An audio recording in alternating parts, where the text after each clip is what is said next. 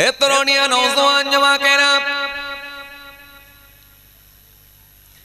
ইয়া মাই মুরব্বিয়ানিরা বাবা রাসূল রেখে দিয়ে আল্লাহ নবীকে জিজ্ঞাসা করা হলো আইয়ুন নাসে খায়রুন ইয়া রাসূলুল্লাহ ইয়া রাসূলুল্লাহ হাবিবাল্লাহ হুজুর কোন মানুষটা সবথেকে ভালো মানুষ হুজুর কোন মানুষটা আল্লাহর কাছে সবথেকে প্রিয় মানুষ হুজুর কোন মানুষটা নেক মানুষ হুজুর কোন মানুষটা আল্লাহর কাছে সবথেকে প্রিয় ব্যক্তি হুজুর আইয়ুন নাস খায়রুন ইয়া রাসূলুল্লাহ ইয়া রাসূলুল্লাহ হাবিবাল্লাহ হুজুর কোন মানুষটা সবথেকে ভালো মানুষ আল্লাহর কাছে আল্লাহ নবী সাল্লাল্লাহু আলাইহি ওয়াসাল্লাম قال لمن قال عمره وحسن عمله যার বয়সটা লম্বা সাথে আমলটা ভালো বয়স পেয়ে গেছে অনেক লম্বা 90 বছর বয়স পেয়ে গিয়েছে বয়স পেয়ে গেছে অনেক বছর 80 বছর বয়স পেয়ে গেছে বয়স পেয়ে গেছে অনেক বছর 100 বছর বয়স পেয়েছে ও আমার সাহাবীরা শুনো শুধু বয়স বেশি নয় ওই বয়সের সাথে সাথে তার আমলটাও ভালো ছিল তার ভেতরে নামাজ ছিল তার ভেতরে রোজা ছিল তার ভেতরে আমি রাসূলুল্লাহ আমার সুন্নাত ছিল তার ভেতরে ফরজ ছিল এবং তার ভেতরে ওয়াজিব ছিল এবং তার ভেতরে আল্লাহ আল্লাহ রাসূল ছিল এবং আল্লাহ আল্লাহ রাসূলের হুকুমগুলোকে সে পরিপূর্ণভাবে মেনেছিল আমি রাসূলুল্লাহ বলছি ওই বয়স হয়েছে আর সাথে ভালো আমল ছিল এই মানুষটাই হলো আল্লাহর কাছে প্রিয় ব্যক্তি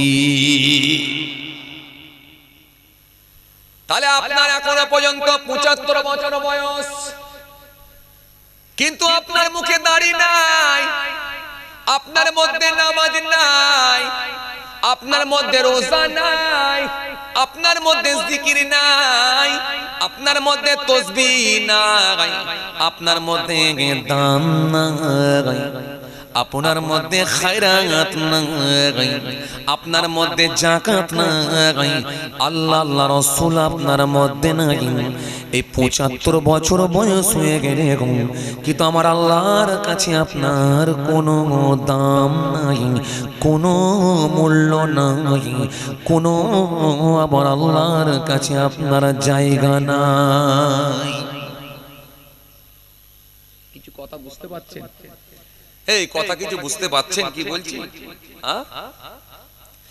আর আপনার বয়স হয়ে গিয়েছে 82 বছর আপনার ভেতরে নামাজ আছে আপনার ভেতরে রোজা আছে আপনার ভেতরে যাকাত আছে আপনার ভেতরে তাসবিহ আছে আপনার ভেতরে আওকাত ছিল হজ আছে যাকাত আছে আপনার ভেতরে আত্মীয়র সঙ্গে সুসম্পর্ক আছে আল্লাহ আল্লাহ রাসূল আপনার মধ্যে আছে আপনার ওই 82 বছর বয়স নবী বলছেন ওই মানুষটা আল্লাহর কাছে প্রিয় ব্যক্তি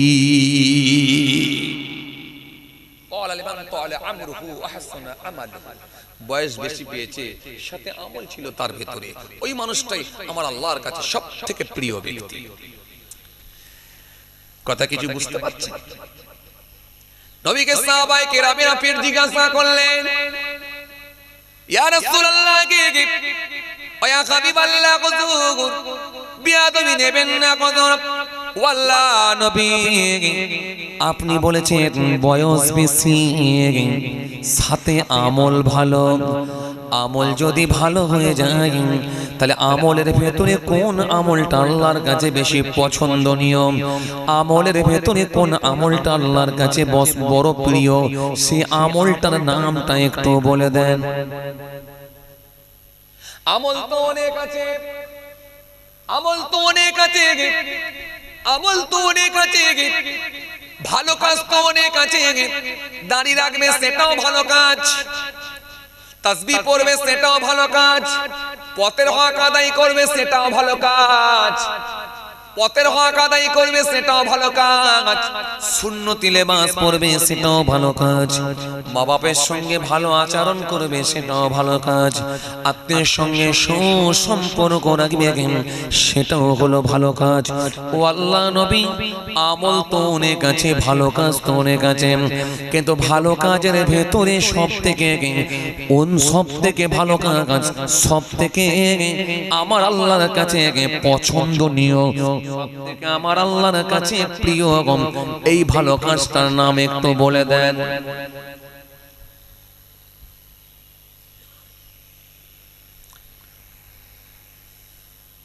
আইয়ুল আমাল আহাব্বু ইলাল্লাহ আযজা ওয়া জাল। ইয়া রাসূলুল্লাহ, হাবিবাল্লাহ, আমলের ভিতরে সবথেকে ভালো আমল কোনটা হলো? আল্লাহ নবীকে যখন জিজ্ঞাসা করা হলো, হুজুর কোন আমলটা ভালো, কোন ইবাদতটা ভালো, কোনটা আমার আল্লাহর কাছে পছন্দনীয় হুজুর?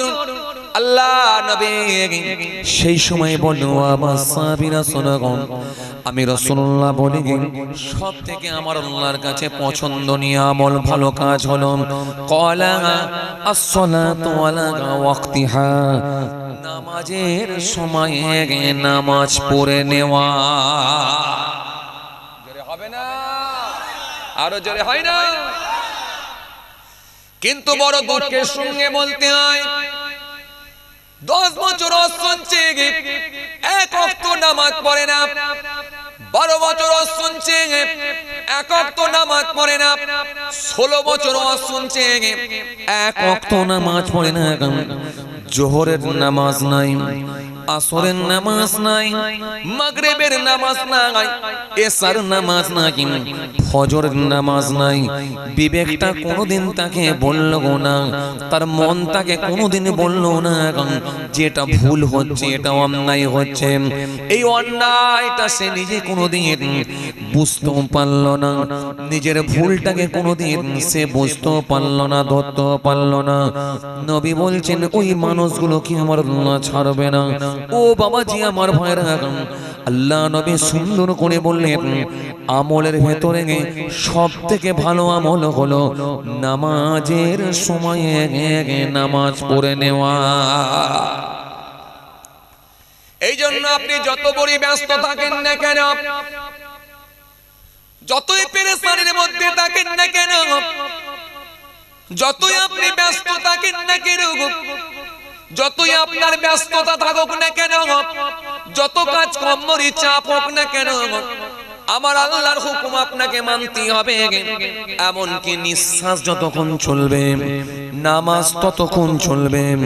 আপনি যদি দরিয়ার ওপর থাকেন, নৌকাতে আছেন, জাহাজে করে আছেন, ওই জাহাজের ওপরই দাঁড়িয়ে দাঁড়িয়ে আপনাকে নামাজ পড়তে হবে। আপনি যদি গাড়িতে থাকেন, গাড়িতে আপনাকে বসে বসে নামাজ পড়তে হবে। পাশাপাশি যদি কোনো মসজিদ পান, ওই মসজিদেও আপনাকে নামাজ পড়তে হবে। মসজিদ নাই, গাড়ি নাই, বাড়ি নাই, জাহাজ নাই, আল্লাহর জমিন আছে, ওই জমিনের উপরে ধোয়া গামছাটা বিছিয়ে দিয়ে পশ্চিম দিকে মুখ করে আল্লাহর নাম নিয়ে দাঁড়িয়ে আল্লাহ পাকে সিজদাটা দিতে হবে। এটাই হলো সালাত নামাজ। কথা বুঝতে পারছেন? হ্যাঁ, বহু মানুষ, বহু ছেলে আজকে নামাজ পড়ে না, নামাজ পড়ে, নামাজ পড়ে, সব দিকে আছে। দেখে গ্রামে দান করতে হবে, সেদিকেও আছে। ঈদের দিনে সোশ্যাল কাজগুলো করতে হবে, সেখানেও আছে। বড় জলসা দিতে হবে, সেখানেও আছে। ও বাবাজি, আমার ভাইরা, চাঁদ রাতে ভালো করে লাইটিং খাটাতে হবে, চাঁদ রাতে ভালো করে ফুল খাটাতে হবে, ঈদের মাঠটাকে পরিষ্কার করতে হবে, সেখানেও আছে। কিন্তু ছেলেকে জিজ্ঞাসা করে দেখেন, ওই ছেলের ভেতরে এক ওয়াক্ত নামাজ নাই। আজকে 28 বছর, 30 বছর, 22 বছর, 24 বছর করে বয়স হয়ে গেল, এখনো পর্যন্ত আল্লাহকে সিজদাটা দিল না, স্মরণ করলো না। খালি মনে করছে আরো কিছুদিন যাক, আরো কিছুদিন যাক, বাঁচবো এখন অনেক দিন। ও ভাইরা, সবাই মনে ব্যথা নিও না, আমি তোমাদেরকে দুঃখ দেওয়ার জন্য বলি না। ওই মাটাই বকাবকি করে স্কুল না গেলে, ওই বাপটাই বকাবকি করে স্কুল না গেলে, ওই মাটাই বকাবকি করে টিউশন না গেলে, কিন্তু যে বকাবকি করেছে সে তোমার দুশমন নয়, বরং সে তোমার ভালো চাই বলে সে তোমাকে বকাবকি করেছেন, যাতে করে ভবিষ্যতে তুমি একটা জায়গায় পৌঁছাতে পারো, এস্টাবলিশড হতে পারো, যাতে করে ভবিষ্যতে তুমি যোগ্য হয়ে পৃথিবীর জমিনে দাঁড়াতে পারো। এই জন্য তোমার মা তোমাকে বকাবকি করেছে, দুপুরে ভাত দেয় না, স্কুল যাও না। এই জন্য তোমার বাপ বকাবকি করেছে, টিউশন যাও না, তোমাকে ভাত দেয় না। কিন্তু সেই মা বাপকে যেন শত্রু ভেবো না, সে মা বাপ নিশ্চয়ই তোমার ভালোর জন্যই করেছি। হুজুর এসে তোমাকে বকাবকি করছে, ও যুবক, হে আমার ভাইরা, তোমরা আমাদেরকে বড় ভালোবাসো, মোহাব্বত করো, এলাকায় গিয়ে তাকবীর দিয়ে দিয়ে নিয়ে যাও। কোন রাস্তাঘাটে মোর মাথায় চৌরাঙ্গি মুড়ি দেখা হলে, ভাইজান একটু চা খান, একটা বিস্কুট খান ভাইজান, কি খাওয়াবো তুমি খুঁজে পেও না, এত মোহাব্বত করে ভালোবাসো। কিন্তু তোমাকে এসে আজকে আমি দুটো কড়া ভাষায় যে বলে দিয়ে যাচ্ছি, ভেবো না যে আমাদেরকে বকাবকি করছেন, না না, তোমাকে বকাবকি করছি না, বরং তুমি যদি মেনে নিতে পারো নিশ্চিত ভাবে তুমি আল্লাহর কাছে প্রিয় ব্যক্তি হয়ে যেতে পারবে। তোমার মধ্যে যদি নামাজ না থাকে, এই ফুল খাটিয়ে কোনো লাভ হবে না।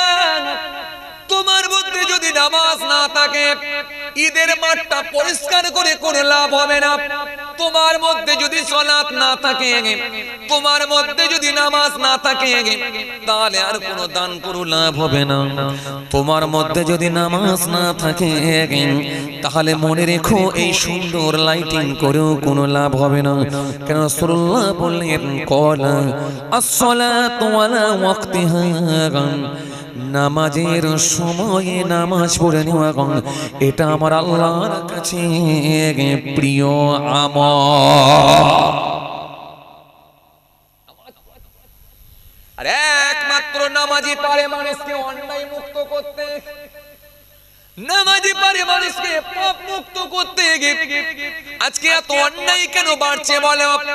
খুন বেড়ে যাচ্ছে, নারী নির্যাতন বেড়ে যাচ্ছে, হিংসা বেড়ে যাচ্ছে, জুলুম বেড়ে যাচ্ছে, প্রতারক বেড়ে যাচ্ছে, মিথ্যেবাদী বেড়ে যাচ্ছে, জমির আল কেটে কেটে বাড়িয়ে নেওয়ার লোক বেড়ে যাচ্ছে, মিথ্যা কথার উপরে পণ্য বিক্রি করার লোক বেড়ে যাচ্ছে, আমানতের খেয়ানত বেড়ে যাচ্ছে।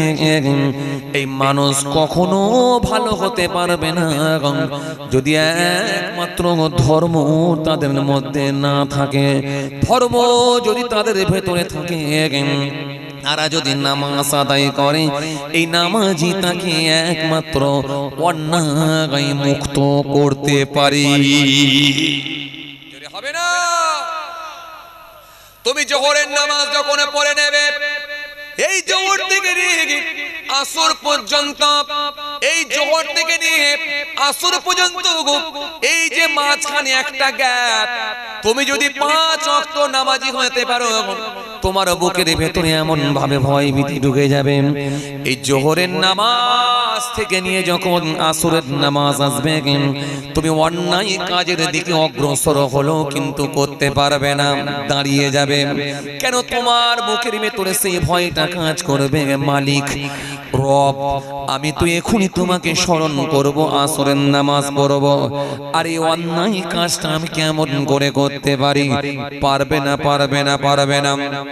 আসরের নামাজ পড়ে যখন কোনো অন্যায় কাজের দিকে যাবে, অমনি দেখবে মাগরিবের নামাজ তোমাকে মাঝে মাঝে স্মরণ করিয়ে দেবে, বান্দা এখনই তো তুমি মাগরিবের নামাজ পড়বে, তুমি আসরের নামাজ পড়ে এসেছো, তুমি কেমন করে অন্যায় কাজ করতে যাচ্ছ। ওই মাগরিবের নামাজটাকে যখন স্মরণ করিয়ে দেবে, ওই বান্দাটা আর দেখবে, ওই বান্দাটা আর দেখবে অন্যায় কাজের দিকে ধাবিত হতে পারবে না। মাগরিবের নামাজ পড়ে যখন কোনো অন্যায় কাজের দিকে ধাবিত হবে অমনি দেখবে এসার নামাজের কথা তার মনে আসবে, এখনই তো আমি আল্লাহকে স্মরণ করব গো, আর আমি কেমন করে আমি এখনই অন্যায় কাজের দিকে যাব। না না না না না, তার বুকের ভেতরে ভয় ঢুকে যাবে। এসার নামাজ পড়ে বান্দা যখন খেয়ে দে শোবে আবার ফজরের কথা স্মরণে আসবে। এজন্য কোরআন শরীফের মধ্যে আল্লাহ সুন্দর করে বললেন, ইন্নাস সালাতা তানহা আনিল ফাহশাই ওয়াল মুনকার, নিশ্চয় নামাজ সমস্ত রকমের অশ্লীলতা থেকে, নিশ্চয় নামাজ সমস্ত রকমের অন্যায় কাজ থেকে মানুষকে দূরে রাখতে পারে, নিশ্চয় নামাজ সমস্ত রকমের পাপ কর্মগুলো থেকে মানুষকে বাঁচাতে পারি। আল্লাহ কি বললেন? আল্লাহ বললেন নিশ্চয় নামাজ সমস্ত রকমের অন্যায় কাজ থেকে মানুষকে দূরে রাখতে পারে। কিছু কথা বুঝতে পারছেন? এই কথা কিছু শুনছেন? যুবক ভাইরা শুনছেন? এই নামাজ সমস্ত রকমের অন্যায় কাজ থেকে মানুষকে দূরে রাখবে। কে বলছে? আল্লাহ বলছে। আর সেই নামাজই যদি আপনার ভেতরে না থাকে, হিংসা বাড়বে না, অহমিকা বাড়ে আসবে না, প্রতারণার খাতায় নাম উঠবে না, মিথ্যার খাতায় নাম উঠবে না, লোকে ঝেড়ে ঝুড়ে নিয়ে বেরিয়ে যাবো এই মানসিকতা তৈরি হবে না, বাম্মাকে হাইব্রিড খুশি দেখাতে পিছপা হবে না। একমাত্র নামাজ আপনাকে সমস্ত রকম অন্যায় থেকে দূরে রাখতে পারে। এই রাসূলুল্লাহ বললেন সবথেকে ভালো আমল সেটা হলো সালাত, নামাজ। এই নামাজটা কি যদি সে পড়তে পারে, কায়েম করতে পারে, আর আল্লাহ তাকে বড় পছন্দ করেন, ভালোবেসে নেন। সবাই নামাজি হয়ে যান, নামাজি হয়ে যান। আল্লাহর রাস্তায় বলছি নামাজি হয়ে যান, হাতে ধরে পায়ে ধরে বলছি নামাজি হয়ে যান, নামাজি হয়ে যান, নামাজি হয়ে যান। আপনারা তাদের মুখে দাড়ি নাই, বয়স হয়েছে 40 বছর 50 বছর করে বয়স হলো, এই মুখে দাড়িটা রাখেন, আল্লাহর রাস্তায় রাখেন। আর কি অনেকদিন তো হলো, নাতি নাতনি হয়ে গেল, সংসার হয়েছে, নাতি নাতনি হয়ে গেছে, ছেলের বিয়ে শাদী হয়েছে, বৌমা হয়ে গেছে, আবার কি আল্লাহ দাড়িটা রাখেন। কথা কিছু বুঝতে পারছেন বাবা? ভাইরা আমার, বন্ধুরা আমার, সাথী মোহাব্বতের ভাইরা, ভুল বুঝবেন না, রাগ করবেন না। এই নামাজ আপনাকে সমস্ত রকমের অন্যায় কাজ থেকে দূরে রাখবে। এই জন্য আমার নবী সুন্দর করে বললেন, শোনো, এই নামাজ পড়ে যখন তুমি অভ্যস্ত হয়ে যাবে, এই নামাজে যখন তুমি লেগে থাকবে, সমস্ত রকমের পাপ কর্মগুলো থেকে বেঁচে থাকবে, তুমি মুমিন ইমানদার হয়ে যাবে, তখন তুমি মিলিয়ে নিতে পারবে, বেছে নিতে পারবে। আল্লাহ নবী সুন্দর করে বললেন, সুন্দর করে হাদিস দিলেন।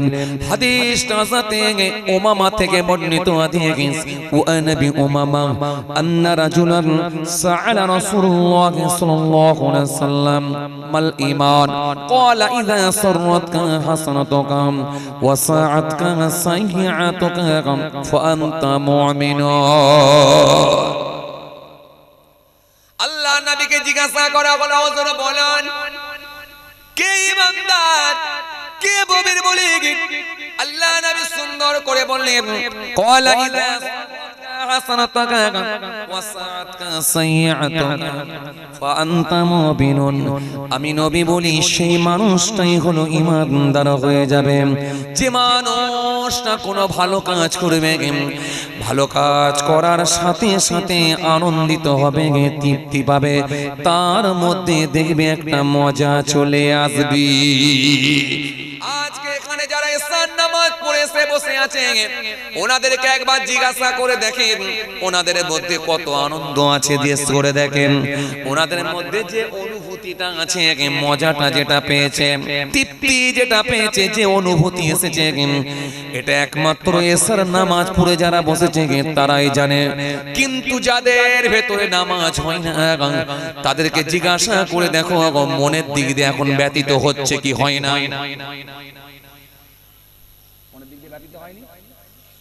যে ছেলেগুলো, যে লোকগুলো নামাজ পড়ে না, কোনোদিন নামাজ পড়ে না, এই যে আমি নামাজের কথা এখন বলছি, দেখেন তো ভিতরে জিজ্ঞাসা করে দেখেন, আফসোস হচ্ছে, দেখেন টেস্ট করে দেখেন, হুজুর তো কথা ঠিকই বলছে, ঠিকই তো বলছে, আমরা তাহলে তো ভুলই করছি। জিজ্ঞেস করে দেখেন, ব্যতীত হচ্ছে, কষ্ট পাচ্ছে, মনের দিক দিয়ে কষ্ট পাচ্ছে, জিজ্ঞেস করে দেখেন। এখানে জিজ্ঞেস করলে তো আবার চিনে ফেলবে কে নামাজ পড়েছে আর কে পড়ে, কথা বলে, এখানে জিজ্ঞেস করলে চিনে ফেলবে না, কে পড়েছে আর কে পড়েনি চিনে ফেলবে, এই জন্য এখানে আর জিজ্ঞেস করতে পারছেন না। কিন্তু ওনাকে জিজ্ঞাসা করে দেখেন তো, আপনি বুকে হাত দিয়ে বলেন তো কেমন লাগছে, না আমি ভুলই করছি ও বলবে। আর যে মানুষগুলো নামাজ পড়েছে বসে আছে তাদের মধ্যে দেখুন আলাদা একটা মজা তৈরি হয়ে গেছে। এসা নামাজটা পড়ে নিয়েছি, পুরো ফ্রি হয়ে গিয়েছি, আর কোনো টেনশন নাই। আমার আল্লাহকে স্মরণ করেছি, নামাজ পড়ে নিয়েছি, আর এখন কোনো চাপ নাই। আবার আল্লাহ যদি হায়াতে রাখে ফজরের নামাজ হবে ইনশাআল্লাহ। ও বাবাজি আমার ভাইরা, এইভাবে যখন আপনি নামাজের সঙ্গে লেগে থাকবেন, এই নামাজ আপনাকে গার্ড করবে, আটকাবে, কোনো অন্যায় কাজের দিকে যেতে দেবে না। 5 ওয়াক্ত নামাজ আপনাকে ঘিরে রাখবে। আর এই নামাজ যদি আপনাকে পৃথিবীর জমিনে পাপ থেকে ঘিরে রাখতে পারে, আপনি যখন কবরে চলে যাবেন, কবরে যাওয়ার পরে দেখবেন আপনার এই আমল, আপনার এই নামাজ তখনও দেখবেন মাথার দিকে এসে গার্ড করবে।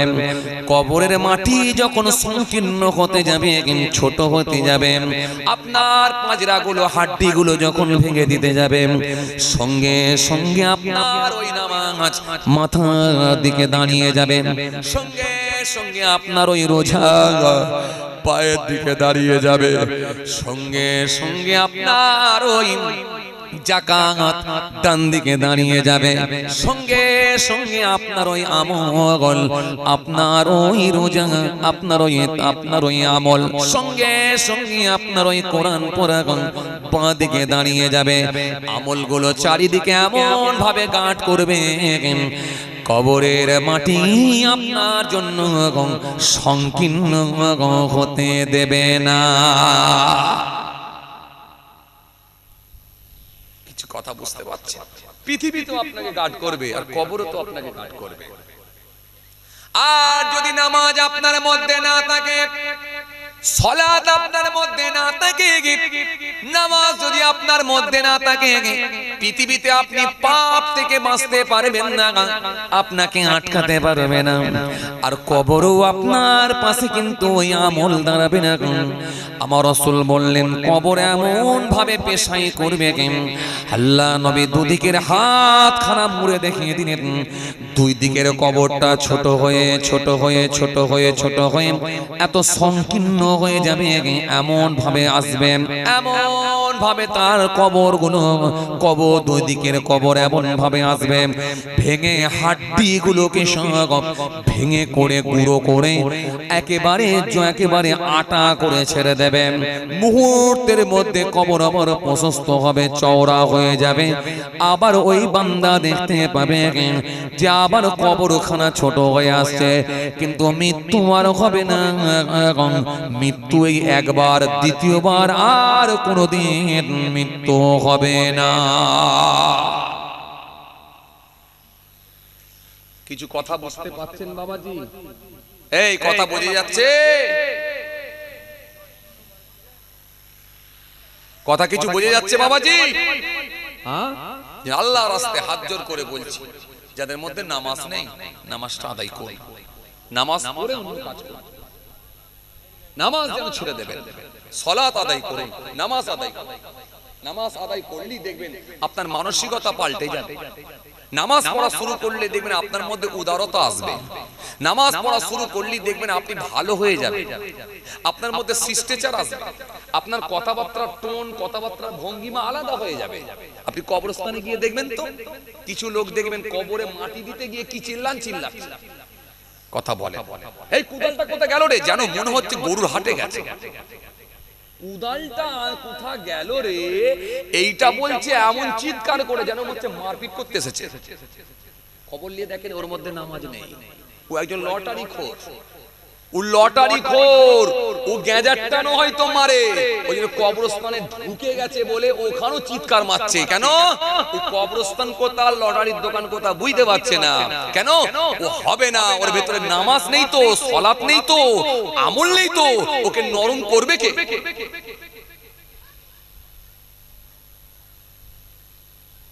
একটা ইমাম সাহেবকে দেখেন তো, একটা হাজী সাহেবকে দেখেন তো, একটা নামাজি লোককে দেখেন তো, সেও তো কবরে যাচ্ছে, টুকটুক টুকটুক করে নরম সুরে মার্জিত ভাষায় আস্তে আস্তে দোয়া পড়ে আল্লাহর নাম নিয়ে চোখ ভরা পানি নিয়ে মাইয়েতকে মাটি দিয়ে চলে আসছে।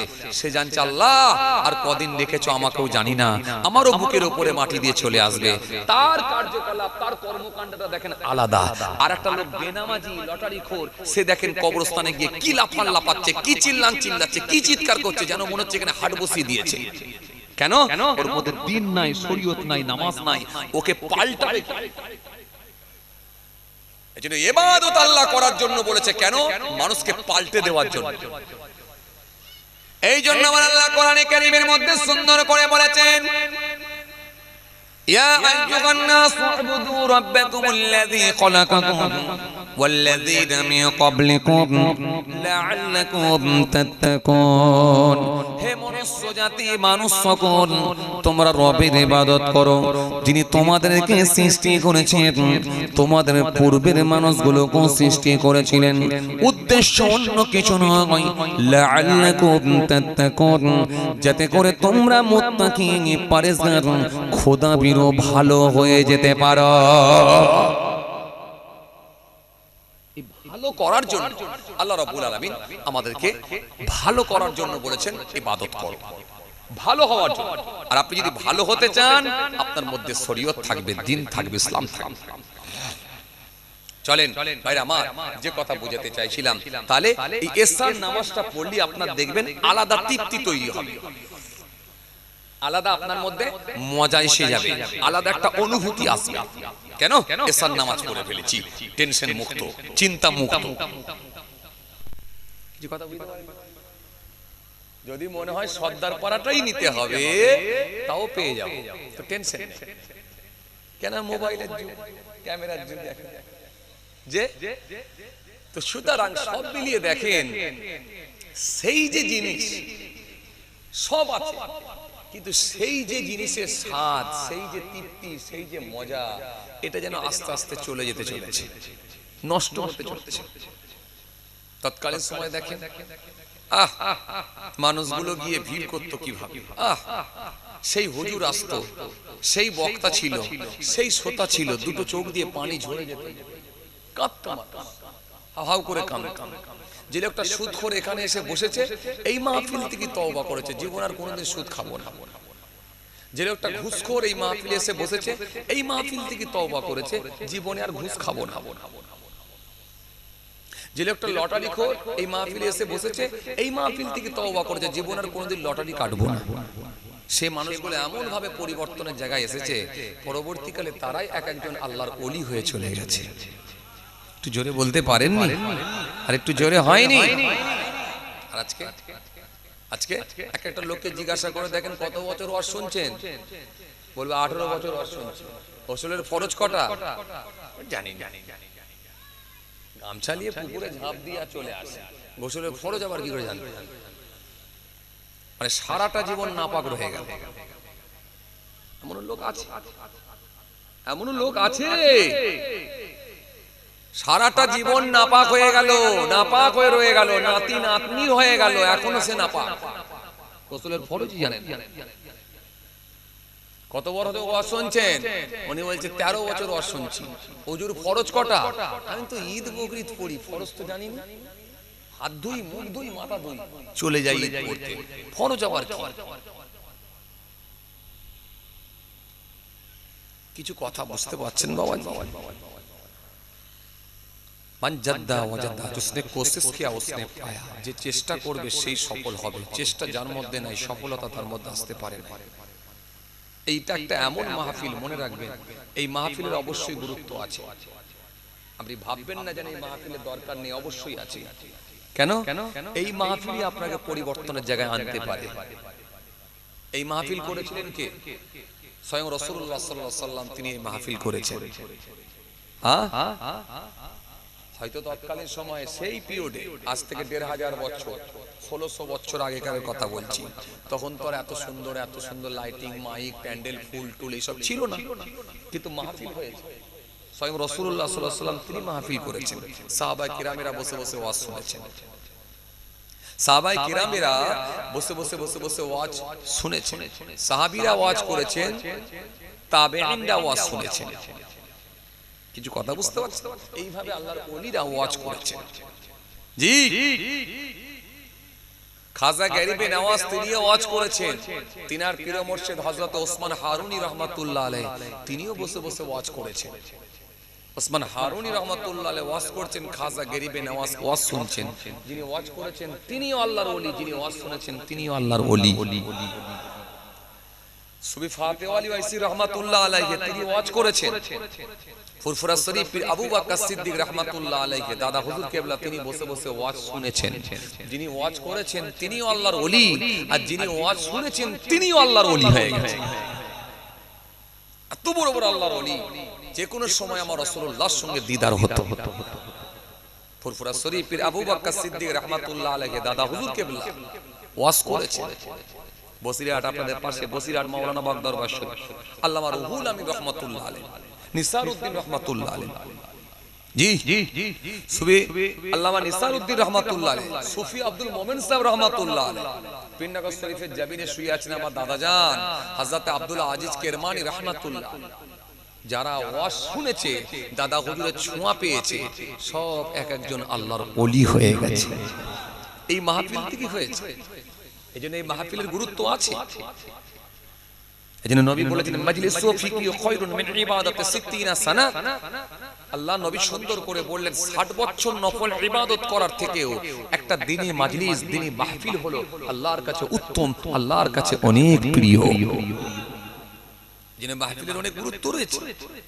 এজন্য এই মাহফিলগুলো যখন হবে খবরদার যেন অবহেলা করে ছেড়ে দেবেন না, অবশ্যই গিয়ে বসবেন আর চেষ্টা করবেন। আমাকে মরতে হবে, আমাকে আল্লাহর ডাকে সাড়া দিতে হবে। আমার দ্বারা এখনো কোন কোন কাজ হচ্ছে, কোনগুলো অন্যায় হচ্ছে, কোনগুলো আমি পাপের সঙ্গে এখনো জড়িয়ে আছি, কোন কাজগুলো আমার আল্লাহ অসন্তুষ্ট হতে পারে, সেগুলো নিজে সমীক্ষা করে খুঁজে খুঁজে বের করেন। বস্তু আর আলহামদুলিল্লাহ কিছু জানতে বাকি নেই, সব তো জানা হয়ে গেছে আমাদের। এমন কোন ওয়াজ আছে যেটা আমাদের জানা নেই? নামাজের ওয়াজ, রোজার ওয়াজ, হজ যাকাতের ওয়াজ, দাড়ি টুপির ওয়াজ, সেবার ওয়াজ, ভ্রাতৃত্বের ওয়াজ, আদর্শের ওয়াজ, মনুষ্যত্বের ওয়াজ, ইনসানিয়াতের ওয়াজ, ঐক্যের ওয়াজ, রিলেশনের ওয়াজ, চরিত্রের ওয়াজ, কালচারের ওয়াজ, শিষ্টাচারের ওয়াজ, মা বাপের খেদমতের ওয়াজ, প্রতিবেশীর হকের ওয়াজ, আত্মীয়ের সঙ্গে সুসম্পর্ক বজায় রাখার ওয়াজ, এতিম মিসকিনের সঙ্গে ভালো আচরণের ওয়াজ, বাপ মার সঙ্গে ভালো ব্যবহার করার ওয়াজ, বড় ছোট মানামানির ওয়াজ, শিষ্টাচারের ওয়াজ, ঐক্যের ওয়াজ, রিলেশনের ওয়াজ, চরিত্রের ওয়াজ, কালচারের ওয়াজ। এমন কোন ওয়াজ নাই যেটা আমাদের জানা নাই, সব জানা। এবারে ঠিক জায়গায় ঠিক জিনিসটাকে লাগাবার চেষ্টা আমরা করি।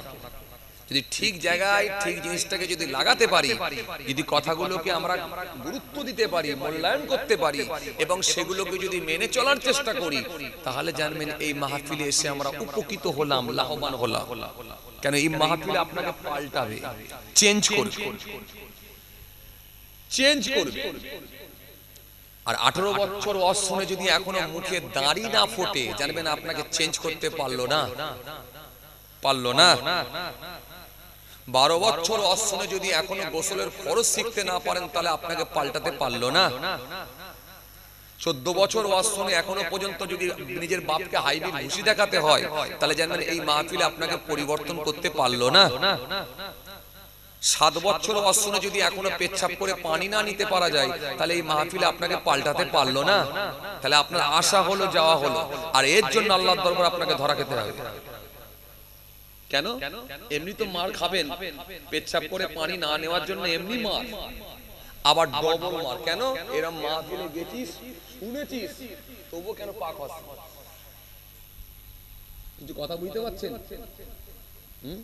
জেনে অন্যায় করলে ডোজ বেড়ে যায়, জানেন তো নাকি? না জেনে অন্যায় করলে তবু বলার একটা সুযোগ থাকে, আমি জানি না, আমি ওখানে ছিলাম না, স্পটে আমি ছিলাম না, আমি জানি না। আর জেনে কেন মানুনি, তাহলে কিন্তু ডোজ বেশি হয়ে যাবে, ডোজ কিন্তু বেশি হয়ে যাবে। ছাড়বে না, ছাড়বে না। আল্লাহর আযাব, আল্লাহর গজব, এটা কিন্তু খুব কঠিন আযাব, আল্লাহ ছাড়বে। ভাইরা মা, বন্ধুরা আমার, সাথী মহব্বতের ভাইরা, পরিস্থিতি বর্তমান খুব একটা ভালো না। মওতকে খুব কাছে মনে করি আমাদের চলা উচিত। মওত কিন্তু খুব নিকটে। আমি যুবক বলে, আমার এই 27 বছর বয়স বলে আমি মরবো না, এখন দেরি আছে। আমার 22 বছর বয়স বলে এখনো মরবো না, দেরি আছে। আমার 18 বছর বয়স বলে মরবো না, এখন দেরি আছে। কারো 60 বছর, সে বলছে এখনো দেরি আছে। আমার বাপ তো 92 বছর বেঁচে ছিল, আমি তো মোটামুটি 80 বছর বাঁচবো, দেরি আছে। দেরি না, ফটাফট মানুষ পড়ছে আর মরছে, পড়ছে আর মরছে। এটা কিন্তু কিয়ামতের আলামত। আল্লাহ নবী হাদিস পাকের মধ্যে বলেছেন, কিয়ামতের পূর্বে মৃতের সংখ্যা বেড়ে যাবে, ঘন ঘন খালি মওতের খবর পাবে তোমরা। আজকে দেখো বাস অ্যাক্সিডেন্ট হচ্ছে, ট্রেন অ্যাক্সিডেন্ট হচ্ছে, ট্রেন দুর্ঘটনায় দেখেন হাজার হাজার মানুষ, শত শত মানুষ মারা যাচ্ছে, প্লেন দুর্ঘটনায় মারা যাচ্ছে, নৌকা ডুবি, জাহাজ ডুবি হয়ে মারা যাচ্ছে, একাধিক মানুষ একসঙ্গে মারা যাচ্ছে। এই লক্ষণ ভালো না। যতটা পারবেন মেনে চলার চেষ্টা করুন। আমরা মেনে চলার চেষ্টা করি, শুধু আপনারা না, আমাকেও করতে হবে। শুধু আমাকেও, আপনাকে না, আমাকেও করতে হবে। কাউকে আল্লাহ ছাড়বে না। হুজুর সাহেব, পীর সাহেব, দরবেশ সাহেব, ইমাম সাহেব, হাফেজ সাহেব, সুফি সাহেব, ও রেখে দাও, ও রেখে দাও। কোন সাহেব আমি জানি না, রেখে দাও। সাহেব ছিলে, পৃথিবীর জমিনে ছিলে, গোসরুটি খাইয়েছে, স্টেজে বসিয়েছে, সাহেব বলে সম্মান দিয়েছে, ভিতরে ঢুনো সম্মান নাই। এটা মনে করতে হবে, যেই হোক না কেন, যত বড়ি হুজুর সাহেব হোক, যত বড়ি মুফতি সাহেব হোক, যত বড়ি পীর সাহেব হোক, যত বড়ি পীরজাদা সাহেব হোক, যত বড়ি ইমাম সাহেব হোক, যত বড়ি দরবেশ সাহেব, যত বড়ি হাজী সাহেব, সব রেখে দাও। পৃথিবীর জমিনে সাহেব ছিলে, নবাব ছিলে, ভিআইপি ছিলে, লোকে তোমাকে সম্মান দিয়ে দিয়েছে। এখানে ভিতরে এসে কি করেছো বলো? ফামা ইয়ামাল মিসকালা যাররাতিন খায়রান ইয়ারা ওয়া মা ইয়ামাল মিসকালা যাররাতিন শাররান ইয়ারা।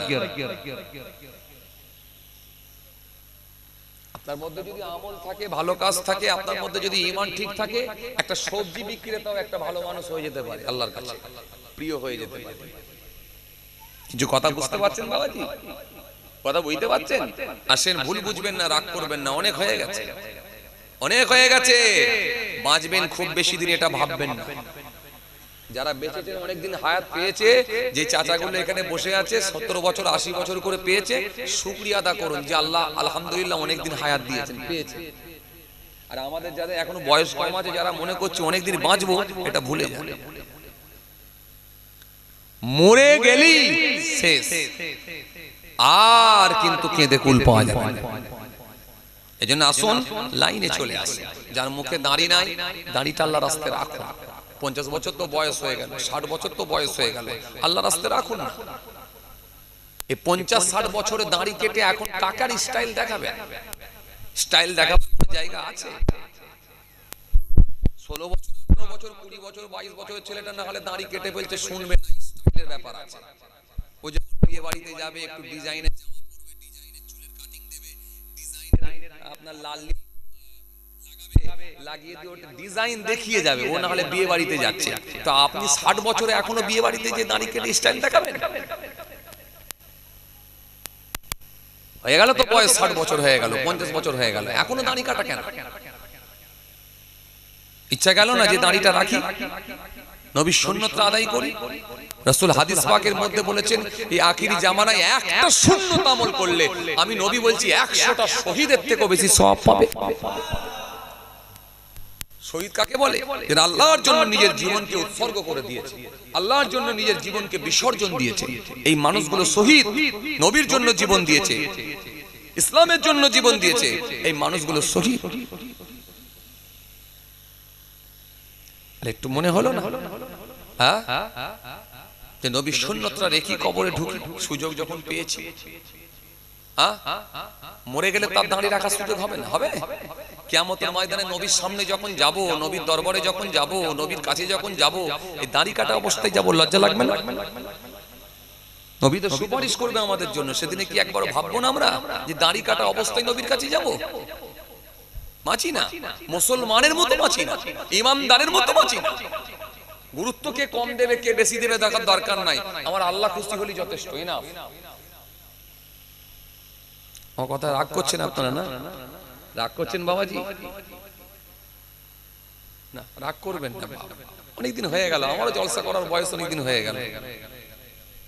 আমার বয়স হয়তো বাচ্চা মতো লাগছে, কিন্তু জলসা করার বয়স অনেকদিন হয়ে গেল, প্রায় 16 বছর ওয়াজ করছি কম বেশি, অনেকদিন হয়ে গেল, আর কিছু ভালো লাগছে না।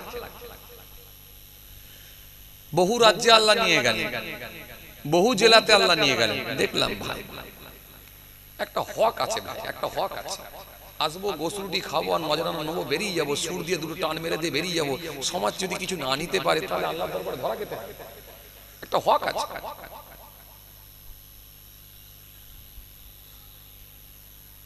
নবী বললেন মেনে নাও, মেনে নিলে আমাদের জন্য আমার রাসূলুল্লাহ আছেন যথেষ্ট, কোনো টেনশন নেই, কোনো টেনশন।